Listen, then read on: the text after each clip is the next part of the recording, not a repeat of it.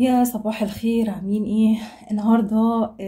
بصوا، قررت اصور بقى معاكم. هعمل غدا. صاحيه الصبح كده بدري، فيه شويه نشاط. هنعمل بقى الكفته. هعمل كفته. بصوا، ده اقل من نص كيلو لحمه تقريبا. يعني حوالي 350 جرام، يعني حاجه زي كده. وبصوا بقى بعملها بقى طريقتي ازاي. البصله، هعمل بصلتين متوسطين كده، والبقدونس والشبت وفلفل رومي. طبعا لو حبينا حامي، انا مش بحبها حامي، فعشان كده بعملها بالفلفل الرومي ده وبس. وكمان هعمل شوية سمبوسة جنبها بالجبنة، جبنة كيري كده او جبنة موتزاريلا اللي موجود طبعا عندي. هشوف، مش عارفة ايه اللي موجود.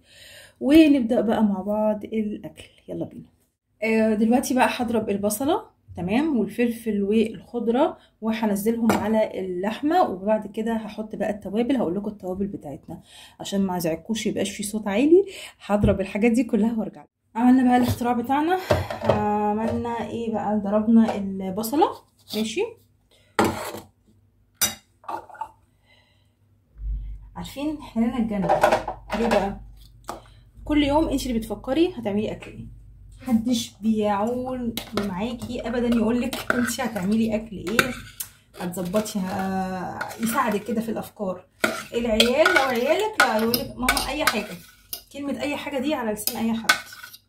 حتى وانا كنت لسه يعني ما اتجوزتش، كنت بقول لماما ايه اي حاجه، تقولي ربنا يوعدك باللي يقولك اي حاجه. وحصل. الله يرحمه. بصوا بقى حطيت ايه، مش عارفه في حاجه حاميه، مش عارفه الفلفل ولا حامي، مش عارفه. ربنا يستر يطلع حامي.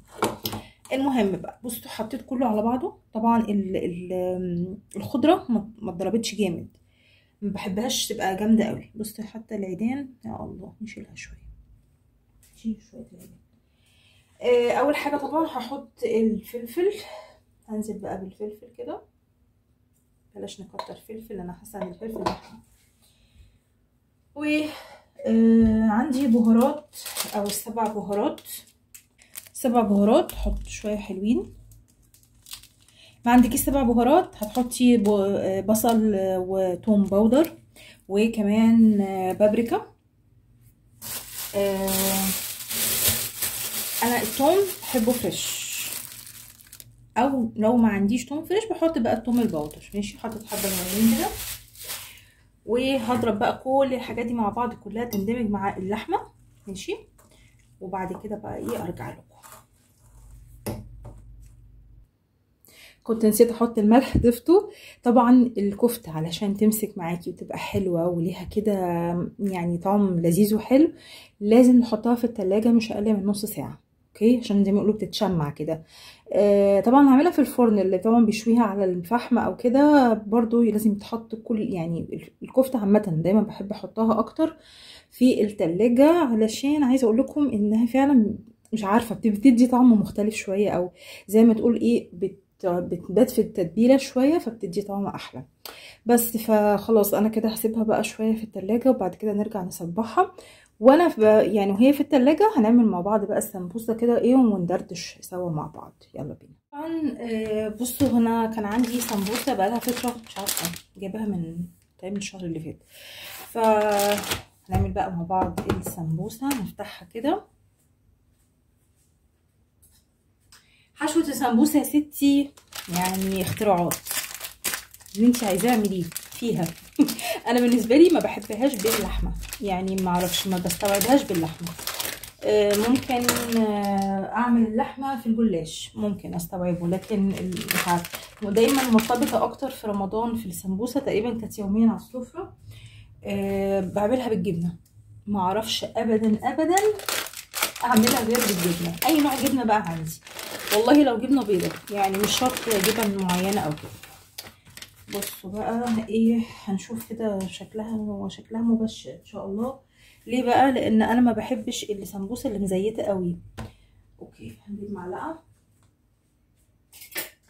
السمبوسه اللي مزيته قوي دي لا، بحس انها يعني باكل زيت وبشرب زيت فيها.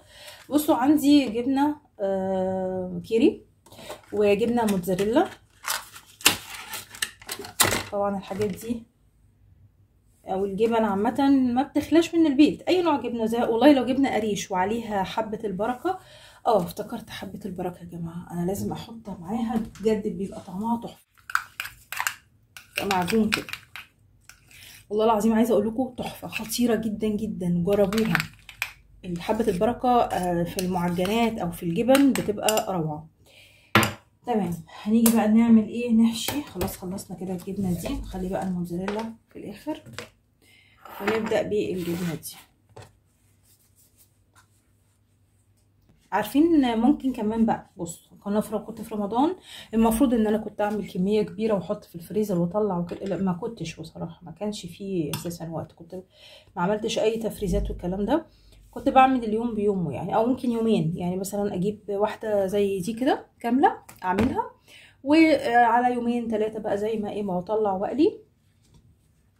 تمام. وعلى فكره نفسي اجربها في الحلويات، يعني احشيها مثلا حاجه حلوه كاستر، يعني احشيها شوكولاته وتتقلي، او تبقى في الفرن، والله بتبقى يعني لذيذه. طبعا مش هتبقى بنفس الكبر ده، لا تبقى اصغر شويه، يعني هنصورها تبقى حاجه ميني صغيره كده اهو، اقل من نص كيلو لحمه.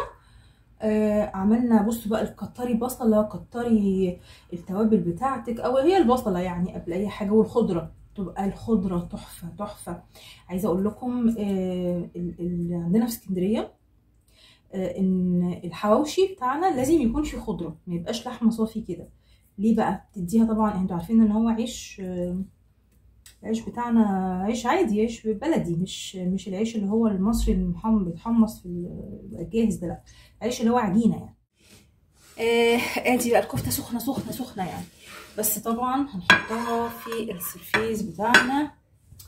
عايزين كده ايه، نحط بقى على السفره، يعني فاهمين ايه حاجه المقبره بتاعتنا اللي هي فين بقى، اللي هو النيش. تخيلوا النيش ده مفيش حاجه بتطلع منه الا للعزومات. وليه؟ عشان ايه؟ لا طبعا ضروري حاجة النيش نستخدمها ونطلعها على السفرة، نعمل كأننا احنا اللي معزومين عند الناس. عشان عايزة اقول لكم الحاجة دي احنا هندوب وهي تفضل زي ما هي، فيستحسن تطلعوها وتستخدموها وتنبسطوا بيها، دي حاجتكم.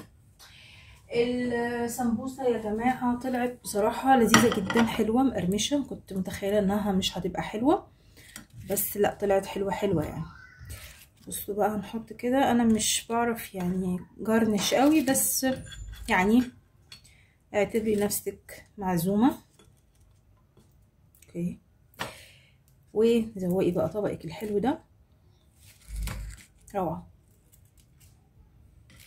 لا طلعت بجد سمبوسة حلوة، انا بصراحة بحب اعملها في رمضان وغير رمضان.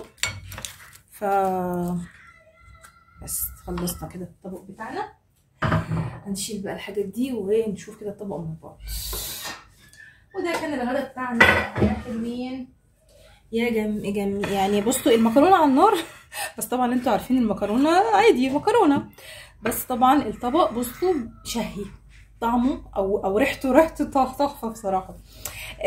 بصوا عملنا بقى السمبوسه تمام بالجبنه الكيري وحبه البركه تمام، وكمان الكفته عملناها. طبعا اهم حاجه تسيبي الكفته في التلاجة لمده نص ساعه، لو عايزه عندك وقت اكتر تبقى احلى واحلى، تبقى طعمها تحفه.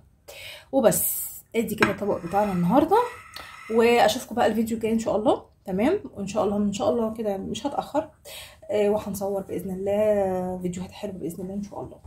يلا اشوفكم على خير وباي باي.